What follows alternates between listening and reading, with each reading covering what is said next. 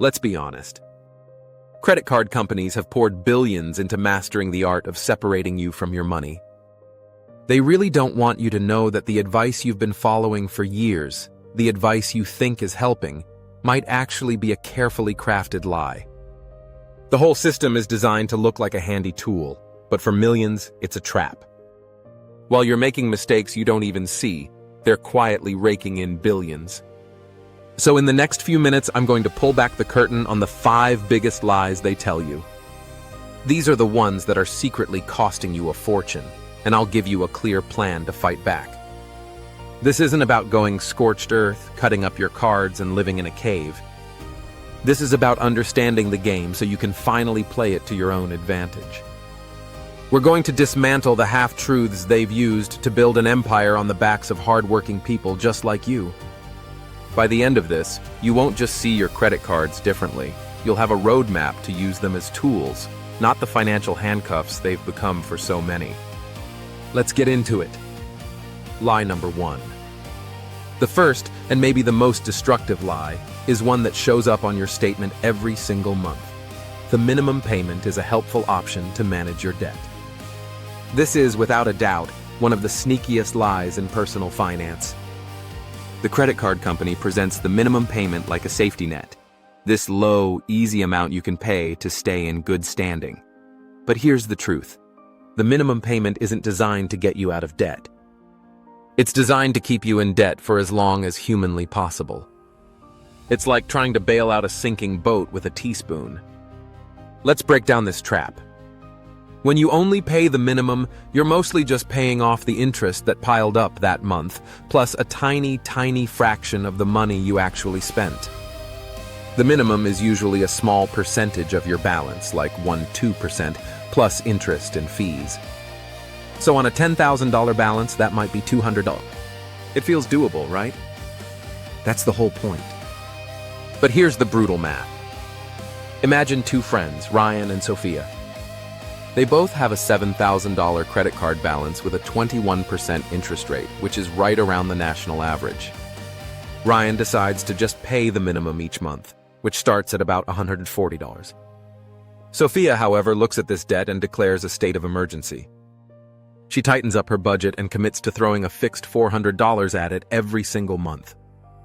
Ryan, by only paying that tempting minimum, will be in debt for over 30 years. The craziest part? He'll end up paying more than $15,000 in interest on that original $7,000.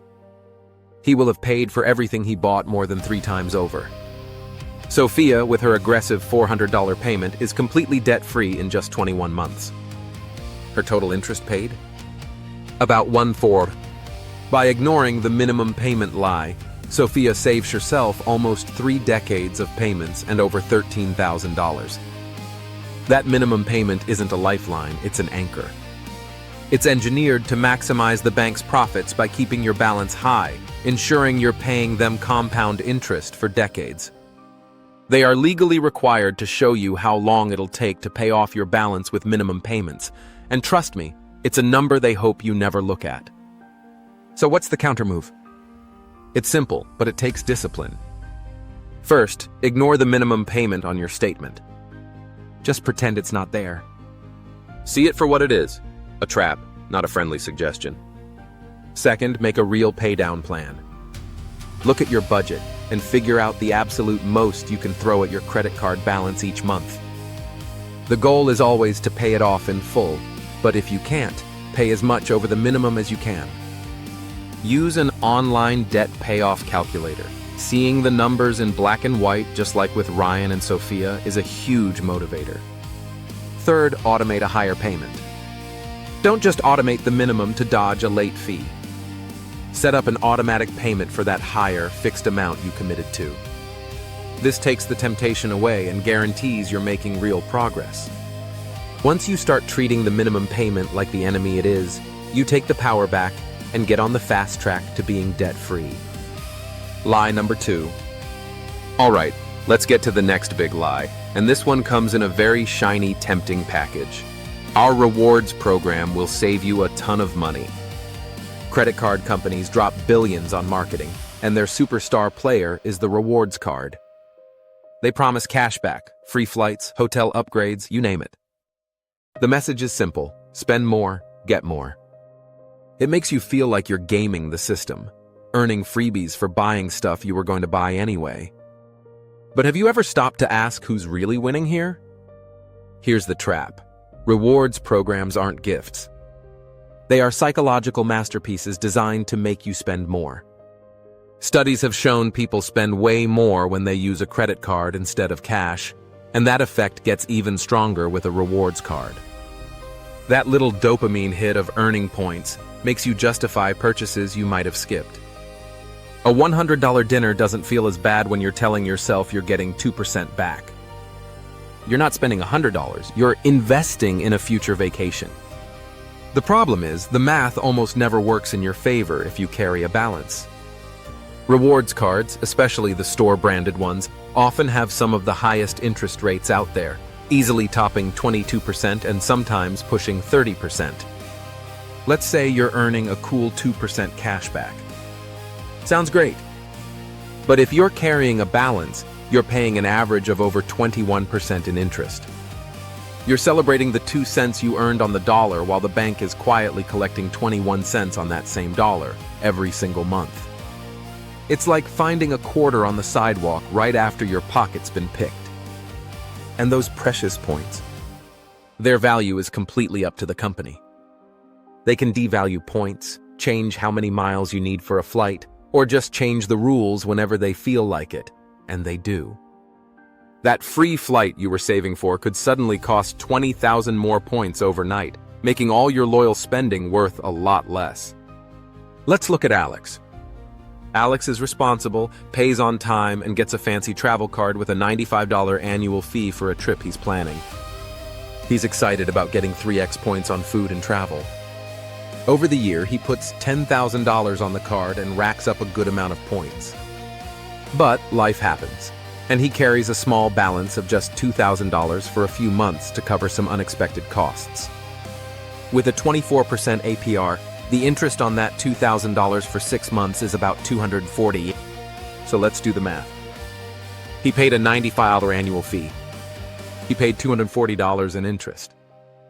That's $335 out of his pocket. The rewards he earned on his $10,000 in spending, at about 1.5 cents per point, are worth maybe $150. In his hunt for free travel, Alex actually paid the bank $185 for the privilege of using their card. He would have been better off with a boring, no-fee, low-interest card. Here's how you beat this lie. First, the golden rule of rewards cards. Always pay your balance in full, every month, no exceptions. If you carry a balance, a rewards card is not for you. You are paying for those rewards, and you're paying a premium. Ditch it for the lowest interest rate card you can find and put all your energy into killing that debt. Second, do a real cost-benefit analysis on that annual fee. Be honest. Are you really going to use the airport lounge access? Are you going to max out the travel credits? If the real-world value you get isn't way more than the fee, it's a bad deal. Third, keep it simple. Opt for straightforward programs like flat-rate cashback cards. A card that just gives you 2% back on everything is predictable and easy to track, unlike complex point systems designed to confuse you. Rewards can be awesome, but only if you're the one in charge. They should be a small bonus for spending you were already doing, not a license to spend money you don't have. Lie number 3. Okay, on to a lie that's one of the most tempting offers out there. This 0% APR introductory offer is free money. You know the ads. No interest for 18 months. Transfer your balances and pay 0% APR. It sounds like a financial cheat code, a get-out-of-debt-free card. You can buy that new laptop or furniture and pay it off slowly with no interest. Or you can roll all your high-interest debt onto one card and finally get ahead. But this free money often has a snake hiding in the fine print, and its name is deferred interest. Here's the trap. There are 2 kinds of 0% offers, and you have to know the difference. The first is a true 0% APR offer. With this kind, If you still have a balance when the promo period ends, you only start paying interest on their remaining balance from that day forward. It's the less dangerous version. But the second, much sneakier version is the deferred interest offer. You see these all the time with store cards for big purchases. The ads yell 12 months, same as cash. With these, the company is quietly keeping a running tab of all the interest you would have been charged from day one at a sky-high rate. If you pay off every single penny before the deadline, you're fine. But if you have even $1 left when the clock runs out, they can legally slap you with all of the interest that's been piling up in the background for the entire year. Imagine you buy a $3,000 sofa on a 12 months no-interest plan. The real interest rate is a nasty 29.99%. You make your payments, but you miscalculate, and at the end of the year, you have a $50 balance left. You'd think you just owe interest on that $50. Nope. The company can now hit your account with all the interest on the original $3,000 for the entire year. That's a sudden, sickening bill for around $900 in interest, all because of a tiny leftover balance. That free money just became one of the most expensive loans of your life. Even one late payment can sometimes trigger the interest bomb. The way to navigate these offers is with planning and paranoia. First, read the fine print like a hawk. Before you sign anything, you have to know if it's a true 0% APR or a deferred interest deal. Look for phrases like, interest will be charged from the purchase date if the balance is not paid in full. If you see that, you're in the danger zone and need to be extra careful. Second, create a mandatory payment plan. Ignore the minimum payment. Take the total purchase amount and divide it by the number of promo months minus 1. For that $3,000 sofa on a 12-month plan, divide by 11. That's about $273 a month. That's your real minimum payment. Paying it off a month early is your safety buffer. Third, set reminders. Lots of them. Put it in your calendar a month before it ends, a week before, and a day before. This is your do-or-die deadline.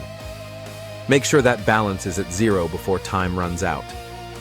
A 0% APR offer can be a great weapon against debt if you use it right. But you have to treat it like the high-stakes tool it is. Go in with a plan, be religious about it, and never, ever assume the credit card company is on your side. Hey, real quick, if you're getting value out of this and you're tired of the games the big banks play, do me a solid and hit that subscribe button. My whole mission is to give you the clear, honest advice you need to take back control of your money. It really helps the channel reach more people. Thanks. Now let's get back to the lies. Lie number 4. Alright, the fourth lie preys on people when they're most desperate. A cash advance is a convenient lifeline in an emergency. Your car dies. You get a surprise medical bill. You're short on rent. In that moment of panic, you remember your credit card has a cash advance feature. It sounds so simple. Go to an ATM, punch in your PIN, and walk out with cash. Your credit card feels like a superhero swooping in to save the day. This could not be more wrong. Using a cash advance in an emergency is like trying to put out a fire with gasoline. It is a predatory loan wearing a superhero cape, and it's one of the single most expensive ways to borrow money on Earth. Let's break down this trap. The second you take a cash advance, a whole waterfall of fees and interest kicks in. First, you get hit with an immediate cash advance fee. It's usually 3% to 5% of whatever you take out. So, on a $500 cash advance, you're instantly down $25 just for the privilege of getting your own credit in cash form. Second, and this is the killer, there is 0 grace period for interest. With normal purchases, you have until your due date to pay before interest starts.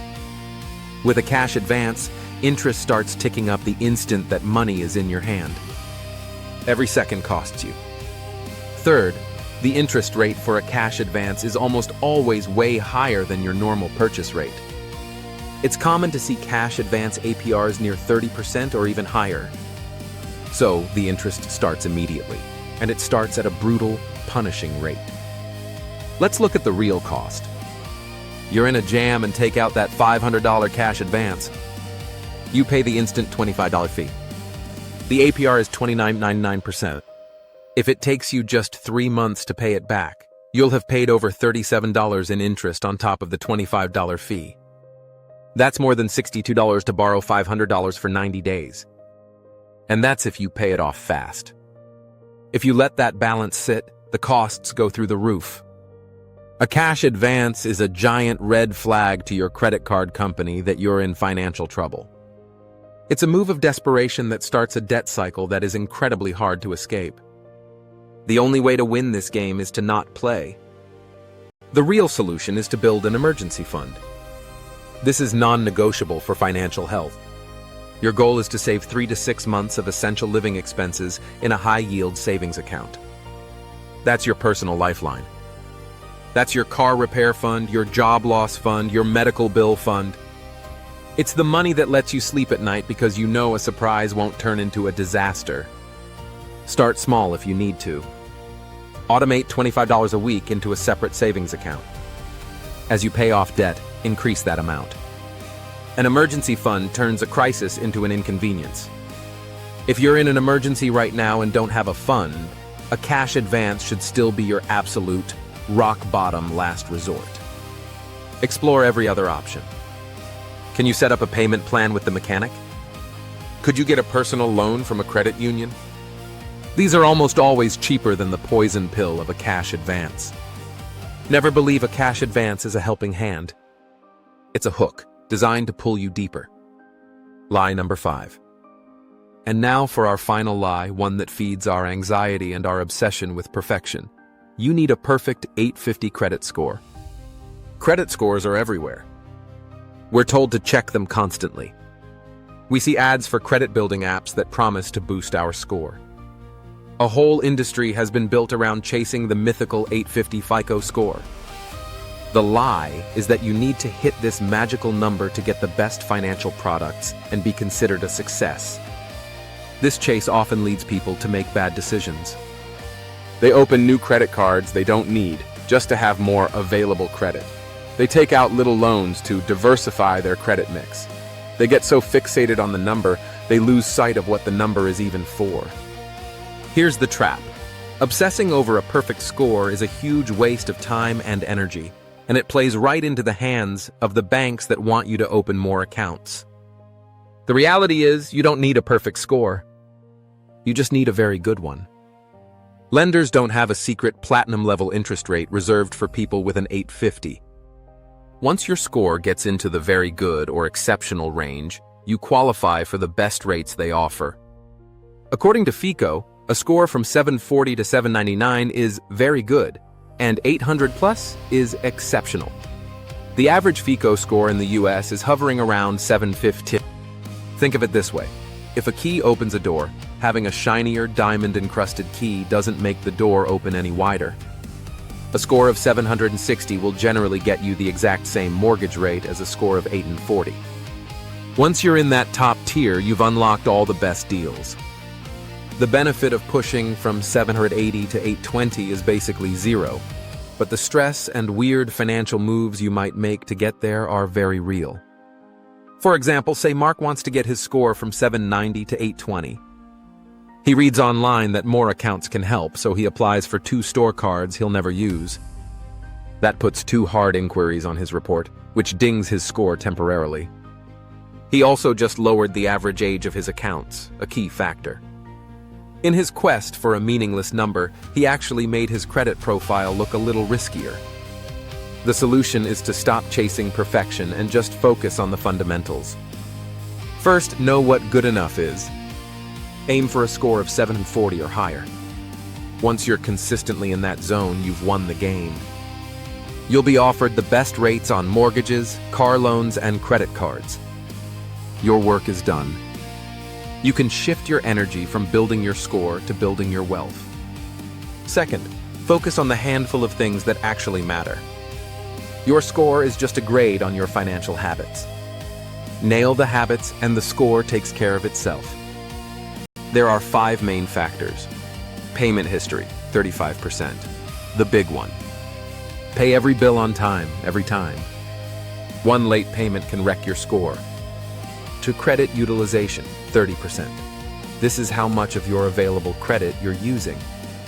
Keep your balances low. Under 30% is good, but under 10% is where the top scores live. 3. Length of credit history, 15%. The older your accounts, the better. This is why you shouldn't just close your oldest card for no reason. 4. Credit mix, 10%. Lenders like to see you can handle different kinds of credit, like cards and loans. This happens naturally over time.